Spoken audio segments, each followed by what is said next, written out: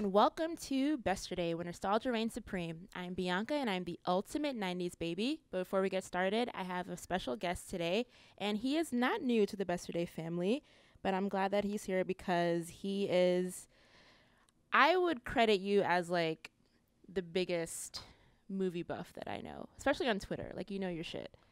But yeah, I'm like talking about you, but yeah, you're here. But yeah, just let the people know who you are. Yeah, it's Ben Frank 4th, my Twitter handle. Been here before to talk about the anniversary of Superbad, which was great. Yeah, that was what, last summer, I think. Was it? Yeah, I remember showing up to the office super sweaty, so it was definitely. Yeah, it's the summertime. Yeah, but yeah, like I said, Ben is like the biggest movie buff ever. I am humbled. Thank you. You are awesome. Speaking of movies, what do you think of the Oscar nominations? Oh, what do I think of the Oscar nominations? I am here for Get Out winning everything. Yes. I think it's the most deserved picture at the Oscars. I sincerely hope that we do not see Three Billboards sweep again. God. I don't know Would you recommend that movie? Because, like, after the Golden Globes, I was like, should I watch this? So, yeah, I watched it before the Golden Globes and before the award seasons really started to get into it. And I liked it just fine. I thought it was a good movie. And then I've seen how quickly it's been catapulted into this new sphere of being the GOAT movie of 2017, and I don't see it. So I'm hoping that the Oscars and the Academy can turn it around, hopefully, and give some love to films like Get Out and Call Me by Your Name, and I think I, Tonya as well, Margot yeah, Robbie that's on my list to watch very soon. Definitely need to get because I'm a huge Margot Robbie fan. So I would say that it's the first movie since Wolf of Wall Street that truly gives her a platform to show her talent. Okay. So Suicide Squad is like to the wayside. Just put that to the side. Okay. Awesome. In the waistband. Love it. Okay. So you guys know Besterday is a podcast where we reminisce on the songs that had your heart, the movies that made you laugh, and everything pop culture from the 80s to the early aughts. So think Rocket Power. What else? Ren and Stimpy. I'm all about, like, I mean, I always talk about cartoons, but yeah, Ren and Stimpy was one of my favorites. Rugrats, obviously. Did you end up watching the Hey Arnold movie? I did. I haven't seen it yet, so don't spoil. Oh, but okay, how good is it? It is just, it's a good summation to both the last movie, I think that aired in 2003, and plus the series as a whole. Like, it ends on a great note. And this is like final. Like, does this close the story? Well, shameless plug, but I spoke to Craig Bartlett twice. Pat myself on the back, but he said that he'll be into doing a reboot, like a TV reboot, like having them go into middle school. I think either 6th grade or middle school. That would be interesting. Yeah, so he's into the idea, but you know, Nickelodeon has to say yes. So if they do say yes, he'll be down for that. So there could be another chapter to Hey Arnold. So I gotta add that. But yeah, but the movie itself, it's like I was very pleased as a fan. Good. So yeah, you'll like it for sure. And yeah, make sure to hashtag Besterday on Twitter and Instagram, and rate us on iTunes, and definitely follow myself, Bianca Rogue, on Twitter. And your Twitter handle again, Ben? Ben Frank IV. Boom. All right, guys, we are going to go right into This Week in History. There's a lot of cool stuff that happened this week. On January 20th, 1998, Dawson's Creek premiered on the WB. Not the CW for young folks. It was a WB back in the day. January 21st, 1990, MTV Unplugged premiered on MTV. And the featured artist was Squeeze. Wow. Yeah. I can't believe it's been that long. January 21st, 1998, the infamous news of Monica Lewinsky and Bill Clinton affair came forth, and Clinton said that he did not have sexual relations with that woman. Those were simpler times, weren't they? Yeah, right? You know what? I look back, I'm like, damn, I wish we had those issues. Yeah, right? I mean, now, oh Lord, yeah. You guys know the deal. Let's not even January 22nd, 2003, The Chappelle Show debuted on Comedy Central. Wow. Yeah. January 22nd, 2008, Heath Ledger passed away. Definitely one of my favorite actors. Really? Of all time. Yeah. Okay. I loved Heath Ledger. I remember. And what did it for you? Like, what was that defining moment? The defining moment? It was before The Dark Knight. Like, I remember, I think I was watching Candy. And, like, that was a movie. was Candy, and what else? Were you a 10 Things I Hate About You Yeah, fan? I like 10 Things I Hate About You. But yeah, I've been following him since before The Dark Knight, but obviously that was like his major moment. But yeah, and I remember, I'm just going to plug myself this entire podcast, but all for it. I spoke to the director of the documentary that came out about his life. Oh, right, yeah. Last spring. Was it the spring? But yeah, it was cool to just, because I didn't know this personally, but Heath was a huge photography fan, and he wanted to direct his own thing. So it was cool to see like a different side to him. If you guys didn't see that documentary, I definitely recommend it. But yeah, were you a Heath fan? I was a Heath fan. Yeah. I wasn't like, I'll admit that it took The Dark Knight to like get me on that, but then like retrospectively, I took a dive into his stuff before that. Nice. I think within his catalog, there's something for everyone. I feel like he has a comedy, he has a drama, all that. Yeah. Next up, January 24th, 1995, the live coverage of the O.J. Simpson trial began. Wow. Yeah. Okay. and he's still out. He's out there. He's now. Still messy to this day. Never change, OJ. Never change. January 27th, 1984. Michael Jackson. He had that infamous Pepsi commercial burn. So where he was like doing the rehearsal, and like I think fireworks went on the stage, and like his hair caught on fire. I did not know that. Yeah, it was a huge moment in the 80s. Yeah, and he had like second, third degree burns. I go to the hospital. Wow. It was a time. Yeah. And last but not least, the final commercial did it air? I want to say no, but I remember they did another reshoot of the Pepsi commercial that had who plays Carlton in Fresh Prince of Bel-Air. The guy who plays Carlton, he was a little kid during that commercial, and they did like another version of it. Got it. But yeah. Okay. And last but not least, January 27, 2010, Steve Jobs unveiled the iPad. The iPad is 8 years old. Do you have an iPad? I don't. So I had the first iPod, and like the iPod mini and the iPhone. I had most of the iPhones, obviously, but I never had an iPad. I begged for an iPad for the longest time, and I finally got one, and I used it at first to like watch shows. Yeah. And then kind of just put it in my drawer, and I haven't really. Yeah, because I feel like we both have MacBooks. I feel like there's no MacBooks need. MacBooks and your iPhones, which are now mini computers anyway. Exactly. So I feel like you don't really need an iPad, but if you guys have one, do your thing. All right. So we're going to get into some nostalgic news, and there's a lot of reboot action, a lot of throwback 80s stuff coming back to life. Because Hollywood. Yeah, and I just feel like they're just being so lazy. I've honestly been talking about reboots since I've started Besterday, which has been almost like a year and a half now, just like never ending. Like I'm so sick of talking about reboots, but Hollywood. But I will never become one of those people that are like Hollywood's run out of original ideas for the reboot or anything, because like for every reboot there is a great original gem that's come out. Yeah, that's true. And then what's a good thing about most of these reboots, they're putting a different spin on it. Absolutely. Which makes it more interesting. So speaking of, Party of Five is going to be a reboot. This news came out last summer, but now it's a new that Freeform picked up the pilot. Freeform is handling it. Interesting. Yeah. So if you guys don't know, Party of Five first aired in 1994 on Fox, and it was about these 5 kids who kind of had to take care of themselves after their parents died. But the twist is, in a post-Trump world, is going to have an immigration spin. And the parents were deported to Mexico. So that is the new twist. Yep. Okay. Yeah, so not a bunch of white kids we're going anymore. There. They're taking it there. Freeform is taking it there. They're all about the drama. After Pretty Little Liars and all that stuff, you know what? Let's just take it all the way. So that's Party of Five news. And then next in the reboot news is Bad Boys. It's not necessarily a reboot. It's more of like an offshoot. Do we know what the latest is with the long reported sequels? You know what? I have no idea. Because it's like on again, off again, and now I'm hearing about a TV show, and I feel like it's been a mess. I think Martin Lawrence, he confirmed that a sequel is happening. Yes, I remember that. But that's been almost a year. old since he told us that, and there's been no update since. So I mean, I would like another movie. So you would like another? I would like another movie rather than a TV show. Yeah, in my TV opinion, shows.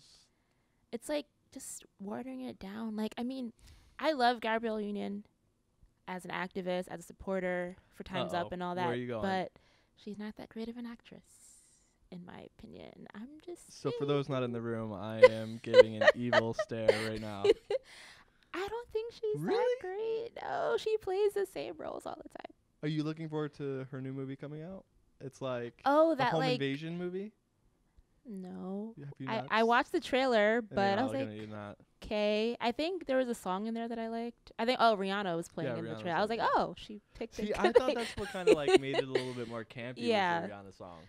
I don't know. It reminded me of a little bit of I'm not gonna. I'm horrible with remembering movie titles, but the one with Halle Berry that just came out, I think was last year, where she was trying to rescue her son. Kidnap. Yeah. Like when I saw the Gabrielle Union trailer, I was like, oh, this reminds me of that movie. Okay. So I was like, okay, we're just redoing the same stuff all the time. But yeah, I'm not here for this Bad Boys TV offshoot. But if you guys are, it's going to be focused on Gabrielle Union's character. And she was in the Bad Boys 2 movie in 2003. And she was a special agent, Sid Burnett, and is going to be following more of her story. And NBC picked up the pilot. So that's fun if you're into that. And what else is happening? Mighty Ducks is coming back, allegedly. That's cool, I guess. That's cool. This is shrug, like, whatever. Okay. Mighty Ducks, I mean, I feel like there's a special fan base who's, like, so amped for this. Diehard Mighty Ducks fans. I'm not one of them. Yeah, neither am I. But, yeah, if you guys are about that life, they haven't decided if it's actually going to be a reboot or like another sequel. I do feel like Mighty Ducks is a property that would translate well into television. I could see that, yeah. But would I be watching? No. And last but not least, I've spoken about this Heather's TV reboot for a few podcast episodes, and the trailer just dropped earlier this week, and I'm not really a big fan of it. They're trying to make it into like, I mean, which I applaud, like making it more of like an inclusive thing, like having, instead of being 3 vapid white girls, it's a more plus-size woman, a queer guy, and a black girl. So they're trying to make it more diverse, which I understand. And so what's the premise in this again? climate? It's basically taking the Heathers movie and making it into a TV show. Okay, and for someone that's never seen the movie, you never watched Heathers? No. I'm getting trouble. Oh, Ben. Okay, so the first movie, after actually refresh my memory, the movie came out in 1998. And it's about these 3 girls, like they're the Heathers in high school, and Winona Ryder's character, she's kind of part of the clique, but she meets this kind of like demonic, like Charles Manson type of boyfriend in high school, and Winona Ryder's character and her boyfriend kind of plot to kill all the Heathers. But it's a satire. It's like a dark comedy, but this TV show, the trailer is kind of not really getting the satire aspect. They're kind of making it a little too serious. Yeah. If that makes sense to anybody. But yeah, I don't know how I feel about it, but the good thing is that Selma Blair and Shannon Doherty, who are in the original movie, they're going to be making cameos in the TV show, which is something cool because I feel like they were such a big part in the movie, so it's nice that they have kind of like a resurgence in this reboot. But yeah, so the Heathers reboot is going to be coming on Paramount Network. Yeah. Yeah. Spike TV no more. That's what it is. So I was like, I've heard of Paramount Network, but I couldn't put my finger on like what changed. And have you seen Spike that TV. that miniseries coming up for Paramount? Waco? No. With Michael Shannon and Taylor Kish about the Waco. Oh, it's like the cult thing. Yeah. Yes. So that's coming up, and I'm really excited for that. Oh my God, my TV list is just ridiculous. Like I in the middle of I started watching Dark like last night. How is that? I'm only on the first episode. Okay. But I'll report back to me. But for what I see, it's kind of like, I mean, I feel like everyone says this, but it's more of like the adult version of Stranger Things. Okay. Like, but it's like very dark, no pun intended. Yeah. It's just, it feels more mature. Okay. And it's a German series, so I feel like that has another aspect to it. Right. Yeah. But yeah, I'm watching Dark. I finished Game of Thrones like last month. I'm so proud of myself. Wow. Yeah. I was committed. Listen, like I was like, you know what? I want to see what the hype's about. I literally ordered HBO and I was like, I need to watch the show. And how did it match up to the hype? The first few seasons were awesome, but I feel like the last season didn't really grab me personally. Just kind of. Okay. Yeah. Even the cliffhanger. How it yeah, ends. the cliffhanger was cute, but I don't know, like so shady. That's cute. This was cute. Yeah. But I'm like, I spent basically all my life watching this TV show, and like this is what I get. But I mean, well, we have to wait 2 years until the next season comes out. Yeah, more or less. I mean, I'm still gonna watch it because I'm already so and now you get to watch it with the collective. Yeah, now I could like get all the Twitter jokes and totally. like I'm excited about that. It was an investment. It literally my bank account. Every time I get a freaking email from HBO, I'm like, damn it. Yeah. Like, but yeah. What other shows am I watching? I want to start Kimmy Schmidt. I'm like so behind on that. There's a lot of shows that I haven't watched that people always recommend. What else? What's on your TV list? So I'm not like, you know me, I'm not like a huge on the TV thing. So like I always catch up to things after the fact. Yeah. I do have like my must watch live, and that's like Better Call Saul, Animal Kingdom. I don't know if you watch Animal Kingdom, but I highly recommend should I? that one. Okay. Yeah, definitely. I'm going to type this as I speak so I don't forget. And I love Shameless. Shameless is another Shameless one is on my list too. Yes. Okay. Well, speaking of Better Call Saul, what preceded that show is Breaking Bad, and this is what we're here to talk about.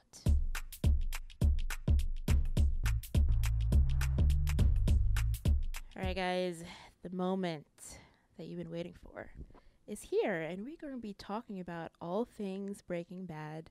I brought Ben in because I feel like when I first like met you and like started following you on Twitter and stuff, like you were all about Breaking Bad. Like you were talking, you like talked about it all the time and praised it as like one of the best shows of all time. And so I was like, obviously I need to have you in here because you know your shit.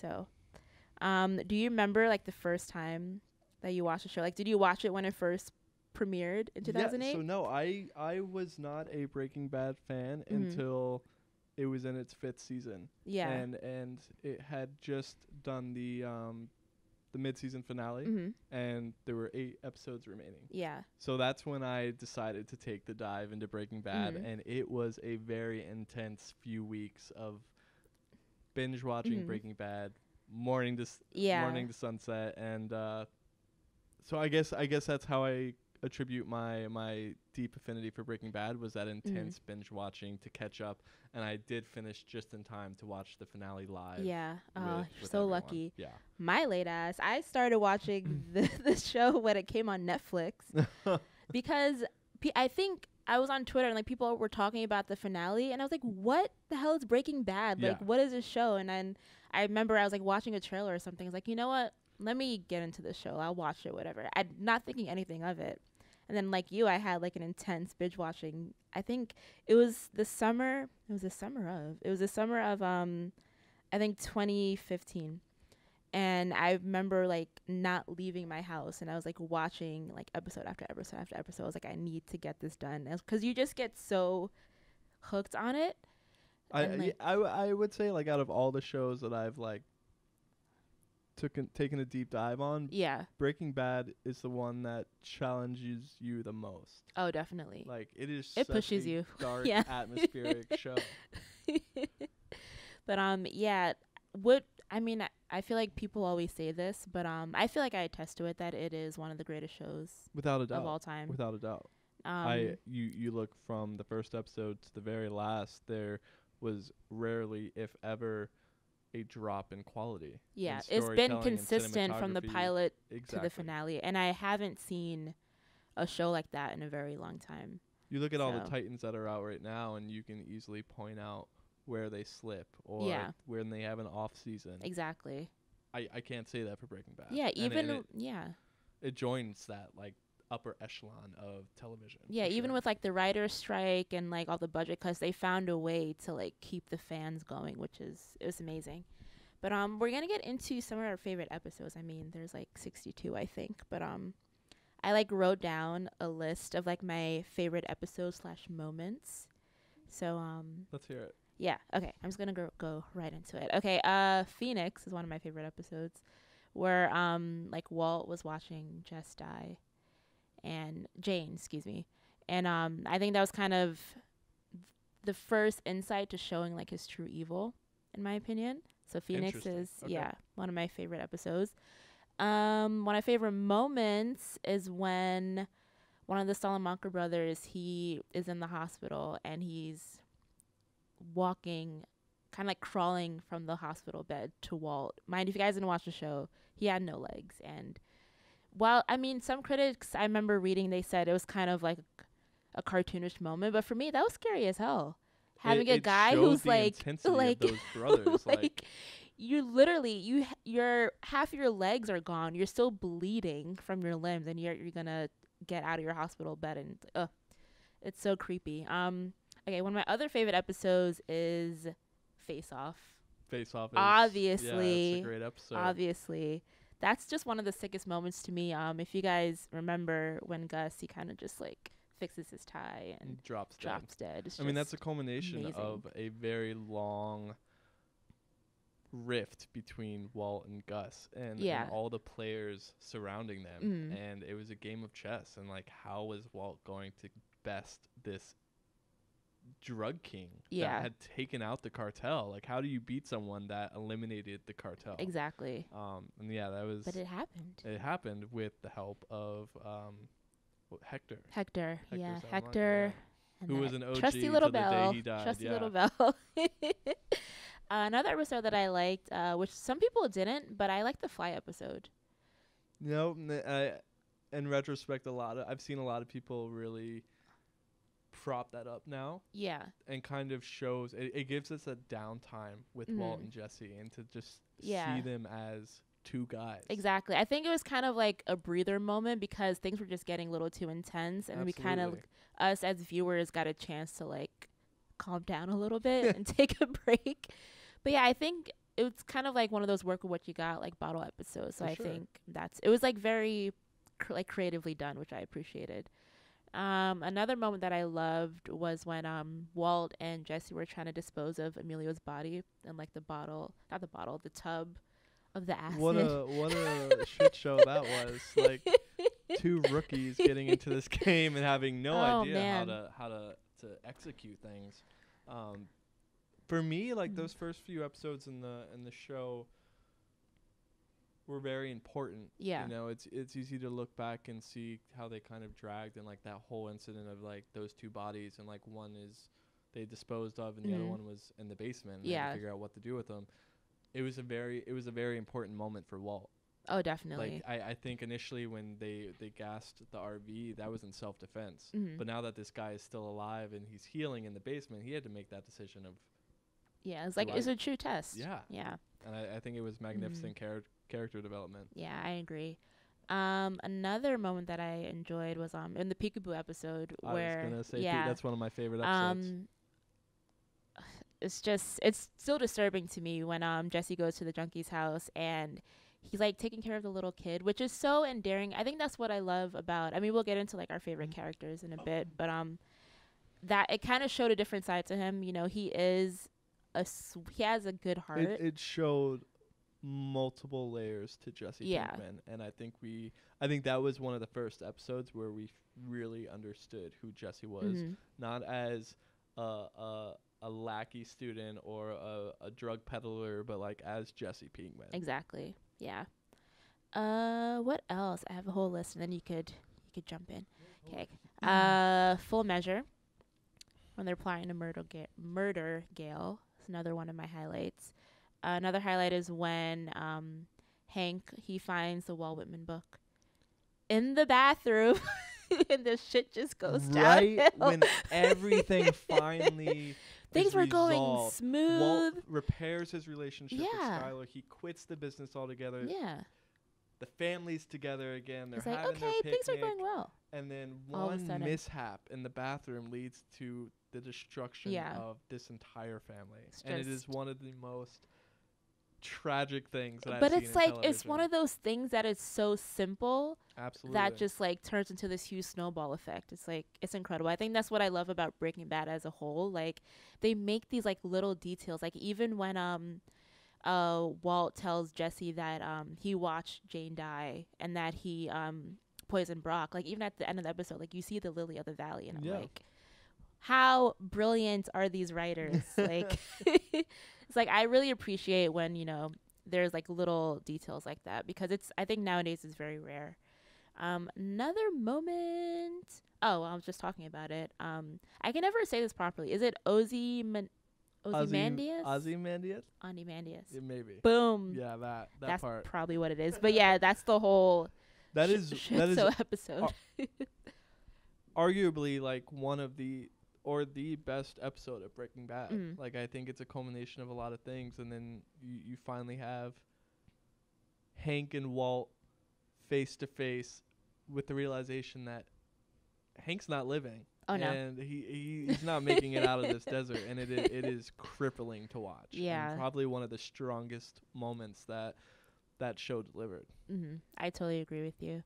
Another moment that I loved, crawl space. Yes. Okay. So this is like, I was super. Oh my God! I love that you like just. This okay. was my one. Yes. Take it over.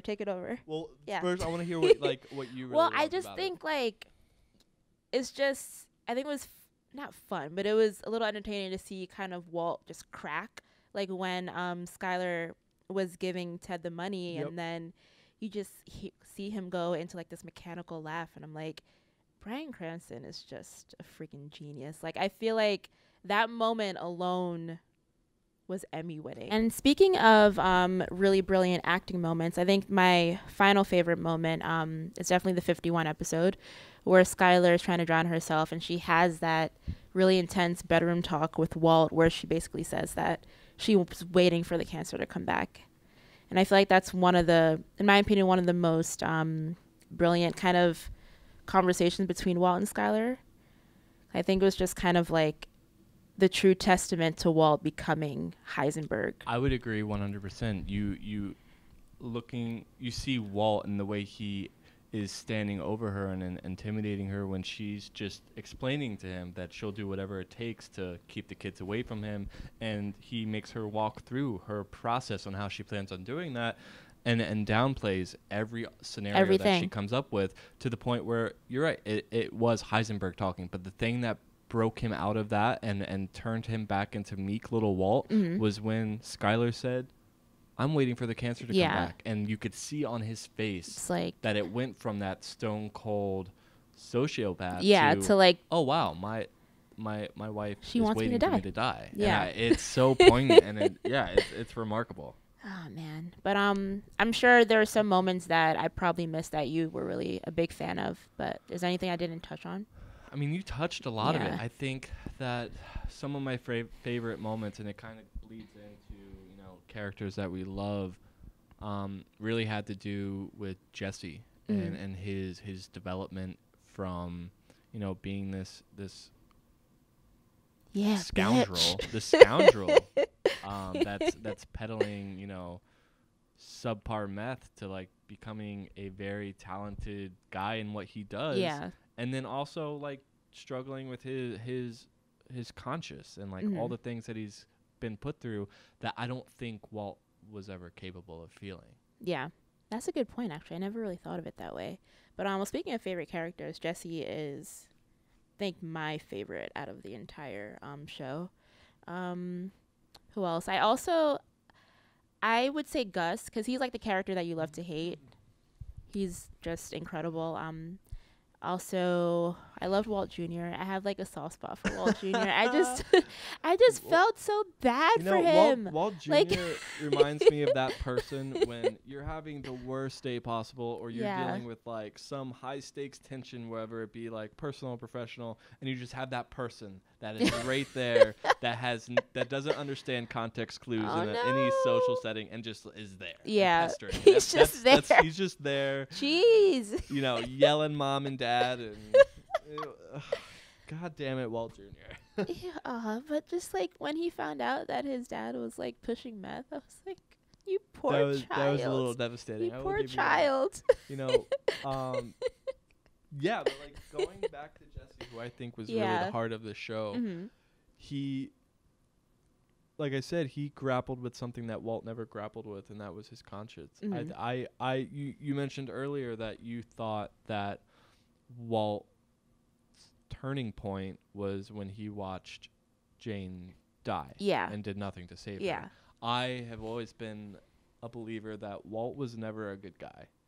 I think that he was a very meek, resentful man who hated being a teacher. Yeah. You think he just wasn't like satisfied? He wasn't happy. Yeah. And I think it was evident when the first opportunity that he had post-diagnosis to take control in his life, he went down the darkest path that one could take. That's actually a good point. And, you know, and it kind of even alludes to like when with Gray Matter and Gretchen and I forgot her husband's name. Shoot. I know who you're talking about, but yeah. You know, it alludes to there being previous tension when he left that company. And I think he was always a bit of a rotten guy that didn't get a backbone until he had a life sentence with cancer. Yeah. And then, you know, he was like, all right, well, I'm done. Fuck you and your eyebrows. Basically. So that's how I take Walt. Yeah. Like the first time I watched it, I was watching through the eyes of Walt and, you know, wanting him to see out on the other end. But then after numerous rewatches, which I will not confess to how many times I've rewatched Breaking Bad, you realize that he was a rotten guy from jump. And it was everyone around him that really had to grapple with the decisions they made, where he was just making them like he was playing chess. And didn't really consider the ramifications. No, he was very selfish. But... Well, speaking of, I feel like Skylar was a bit selfish too, but I feel like we need to talk about Skylar White right we now. Need to talk about Skylar White. Because again, it goes yes. So first time I watched it, anti-Skylar, because I was rooting for Walt, and I just wanted her to make his life as easy as possible as he's navigating. And she was just getting in the way of everything. Getting in the way, but you know, as I watched it again, I realized like, what other option did she have? Like, was she supposed to just turn a blind eye before she even found out about the meth? Was she just supposed to pretend everything was normal when he wasn't coming home, or he had 2 cell phones, or he wasn't, like, all these things? Like, any reasonable person would be like, all right, what the hell's going on? And then you find out your husband's selling meth. How else do you process that? Yeah. You know, and it's like, she got a lot of flack, but I think that she was a very strong character who had to deal with very few options and made the most of it. She was just kind of like caught in a corner. And I will say that Marie. Oh, Marie. Exactly. And I think that Skylar White spoke for all of us when she told Marie to shut up over and over. Every time I watch that scene, I put it on my Instagram story. And it's like, this is my mood. This is my mood. That is so accurate. You know what? I feel like I do need to... As much as I know this is going to take a lot of energy on me, but I probably do need to rewatch this series. I highly encourage you to rewatch just to, because now that you're saying things, I'm like, okay, I didn't really see it in that way. So it's probably good just to get like another fresh perspective, because I still am very anti-Skylar. But listening to your perspective, I'm like, okay, I see what you're saying. Characters I love to hate, though. Yeah. And again...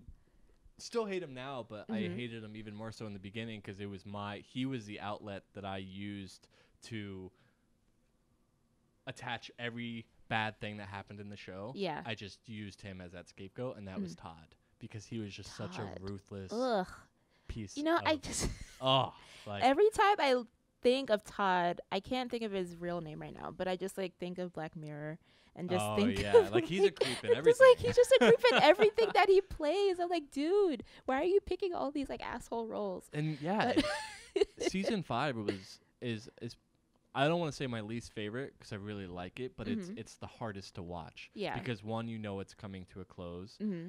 2, it starts off in a very dark place. It flash forwards to like where Walt is now, and like the house is in shambles. He's the most wanted man in America, and then you see all these things that Todd does, and Walt's relationship with Jesse goes to the side, and he attaches himself to Todd because Todd doesn't wrestle with the conscience like Jesse does. No. So Todd kills that kid. It's just ruthless. Todd wants to make meth. He will take out the like any competition, and what he did to Andrea, like Jesse's girl, like he's just heartless. He is, you heartless wench. Todd. Actually put Todd in my annoying character category. But I can see he's definitely a character I love to hate. Another character I love to hate was Tuco, because he was a freaking sociopath. I found him annoying. I thought he brought like a little flair to this.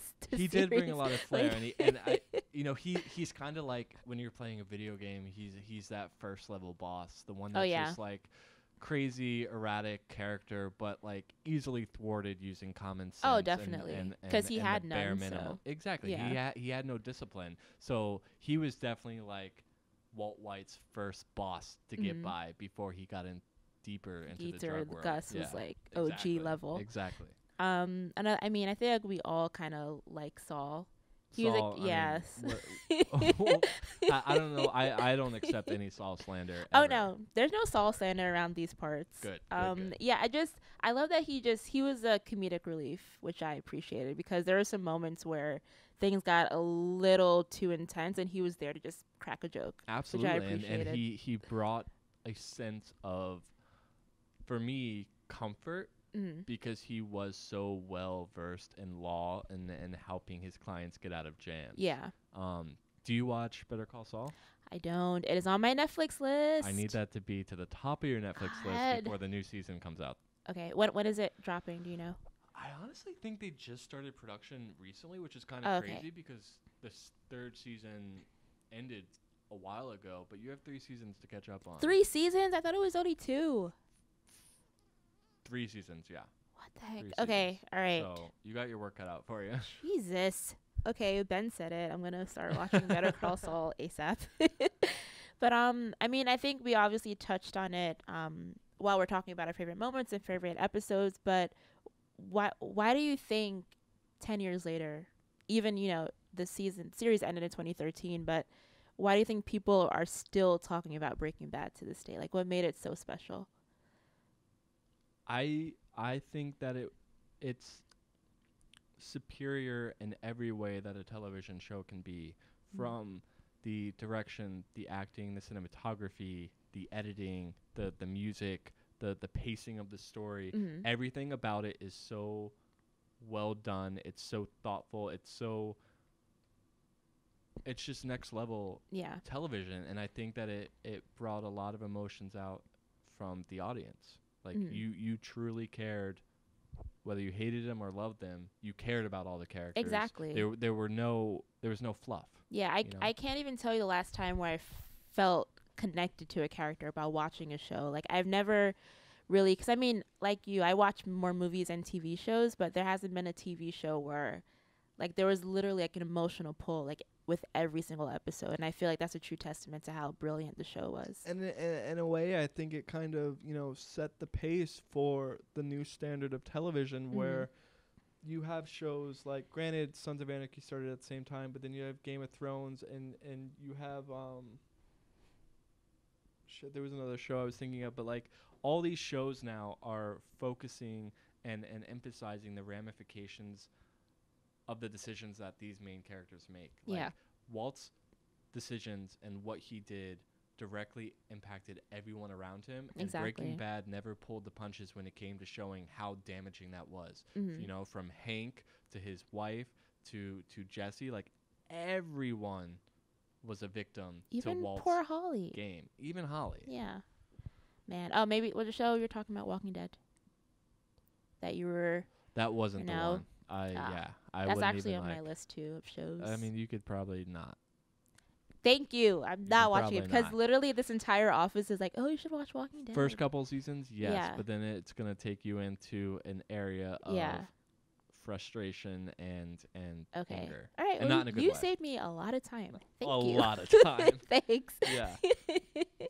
But how do you think Breaking Bad kind of put a stamp on pop culture? Like aside from, watching the television show. Cuz I feel like it kind of bled into pop culture, with people. Remember there were reports of people like throwing pizzas on the roof. And obviously the is it a Pollo Loco? Yeah, a Pollo Loco, like they opened one in New Mexico. I think there was a pop-up in the city.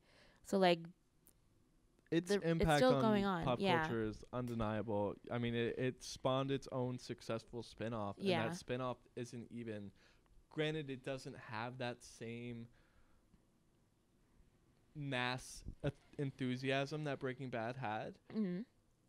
Better Call Saul is right up there in terms of excellence in storytelling. Yeah. And I think that's a testament to the universe that Vince Gilligan created with Breaking Bad. Mm-hmm. It's just such a rich atmosphere that can be explored in so many ways and dissected in so many ways. Yeah, but do you think there's did it like influence, I mean you touched on it a little bit, but if it influenced any other shows, like are there shows that kind of have that grab like Breaking Bad? I feel like Game of Thrones probably would be the closest. But I mean there are shows that pull executions from Breaking Bad, but you can't compare the two shows. But they Breaking Bad is a masterclass in television. Mm-hmm. Like if you want to make compelling stories and create characters that are going to be invested in, you want to study Breaking Bad like a playbook, because there's no show that runs deeper in terms of storytelling and character development than Breaking Bad. Oh my God, now I want to rewatch the freaking series. I mean, that's the whole reason I said yes to this podcast, was to turn you into a bigger fan. So. Well, I'm going to test how big of a fan you are, sir. I found this quiz on BuzzFeed because they have. So these quizzes I feel like are hit or miss. I felt super embarrassed last time I was here with the super bad one. You didn't do that bad. 6 out of 10 is an F in high school. So I am hoping that this test does not poorly reflect how much I love Breaking Bad. I feel like you got this. Don't worry. Okay. Right, you ready? Let's hear it. Okay. What is the first sentence ever said on the show? My name is Walter Hartwell White. Oh my God, Christ. Oh my God, think, or happy birthday. My name is Walter White. No, that's not it. I know it's not. Already clicked it, so it doesn't tell me the answers until the end, so we just have to wait. How many people died on the Wayfarer 515? 737, 137, 173, or 167?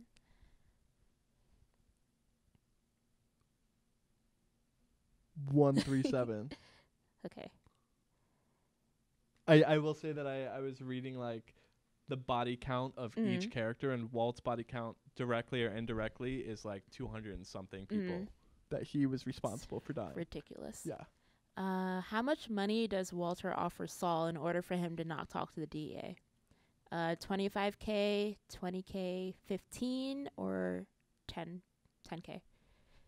10K. Okay. Which of these cars belong to Gus? Well, I'll show you a photo of this. Sorry if you guys, it's not video related, but they're all photos of trash cars, by the way. Ben is really thinking hard. Bullshit. I think it's car 1. Okay, I didn't make these quizzes, I'm just trying to test your knowledge here. Who's the head of the food division in the Madrigal Electromotive? I forgot this one. Herzog, Dan Washburger, Peter Schuler, or George Merkert? Schuler. Okay. What were the first 6 GPS coordinates at which Walter buried his money? That's not even cool. What? Let me see him. Yeah, because I can't read that aloud. But I remember it was a lottery ticket number. Anything coming to mind? I'm just gonna guess. Just pick one. Yeah, the first one. Okay. All right. What drink does Lydia order in the cafe in episode Felina, which is actually another great episode? Steamed water with stevia, chamomile tea, tea with soy milk, or black coffee? No, I actually know the answer to this. She loves steamed water, but I know that the coffee place didn't always have it, but it was definitely with stevia, so it's stevia. Steamed water with stevia, yeah. Okay. What is Jack's last sentence before Walt shoots him? You pull that trigger, you'll never ... Wait ... You want your money, right? Or let me have a cigarette before I die. I forgot this one, actually. I think it's if you pull that trigger. Okay. What's the last thing Walter says before he dies? Do it, I want this, goodbye, Lydia, or no? I want this. Okay. How many deaths does... No, God. Well, damn, too bad. It was goodbye, Lydia. Too bad. It was goodbye, Lydia. How many deaths does Walter cause over the course of the series? This includes first hand, second hand, third hand. 31, 16, 178, or 198? 178. Okay. Which alias was not used by Jesse Pinkman? Diesel, Captain Cook, Jake Pinkman, or Jesse Jackson? One that wasn't used by him. Jake Pinkman? Okay. Only 4 more to go. Which of these superheroes was not shown in Jesse Pinkman's sketchbook? Hoverman, Conga Man, Rewindo, or Teleportation Man? Coverman. Okay. How much money does Skylar realize Walt makes in a year? Oh, I remember this one. 10 million, 9 million, 8 million, or 7 million? 7 million. About how much money does Skylar give to Ted in order to pay off his IRS debt? Oh, I know this one too. 615, 650, 600, or 670? 615. Last but not least, what kind of mineral does Hank show to Walt and Walt Jr.? I can't pronounce these things. Oh my god. Magnetite, white gypsum, blue corundum, or rhodonite? What? I'm gonna say the second one. White gypsum? Sure. Okay.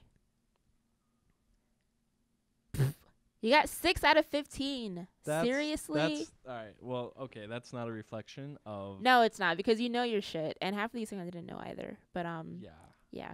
BuzzFeed quizzes are a joke, clearly, because Bennett knows what he's talking about. But yeah, 6 out of 15. Yeah. That's worse than Superbad, dude. Okay, well, we can agree that some of those questions were not great. Well, it said it was the hardest Breaking Bad quiz you ever take. So I really want to test your knowledge. But I mean, you know what? You did well. Yeah, you did better than I would have anyway. So, is there anything else that you like? What didn't we touch on? I mean, there's like so much. There's so much. You could literally talk all day about I know. I feel like we touched on like all the big things, like the pop culture influence. It's obviously held up years later because you've rewatched it how many times that you won't reveal. It's ridiculous. You know, it's one of those shows like where I don't need to start from the beginning. If I throw on a random episode on Netflix or a random show episode is on TV, I'll pick it up from what that episode is and finish it all the way to the end. So it could be like season 3, episode 4, and I would watch it all the way to the very end from that point. Wow. I wish I can do that. So I have I've to rewatched it numerous times that way. Just in like different moments. Starting points. Interesting.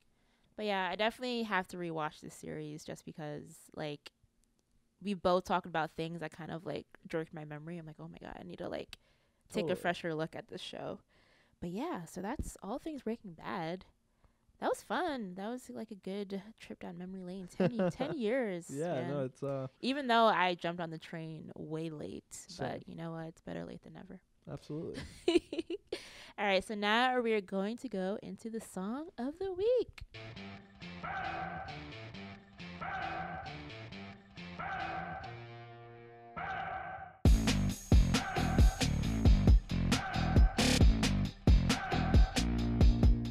All right, guys, this is the song of the week segment where both co-hosts surprise each other with one throwback song from the 90s to the early aughts. Okay, I usually let my co-host go first, but I think Ben still needs to pick a song. So I'm going to go with, this has nothing to do with Breaking Bad in any shape or form, but I just love Gwen Stefani. And What You Waiting For is my song of the week. That's really tick funny. Tock, tick tock. So tick tock. I wish I had put more thought into this. It's fine. I did not. So the first thing I thought of what better not be horrible. What is it? Hit 'Em Up Style by No, Blue that's a good Contrell. song. Yeah, like I love that It song. was my jam. I had it on like one of my mixtape CDs that I made. I love that. With like, yeah. So Man, that's what I got. Blue, if you're listening to this, we need more music, miss. We've been waiting. We've been waiting. All right, guys. So that is a wrap for this week's episode of Besterday. I hope you enjoyed it. Definitely hashtag Besterday on Twitter. Let us know what were some of your favorite Breaking Bad episodes. And also rate us on iTunes. Don't forget, follow myself, Bianca and Rogue on Twitter, and Ben at BenFrankIV. Mm-hmm. Correct? All right, guys. So I'll see you next week. Bye.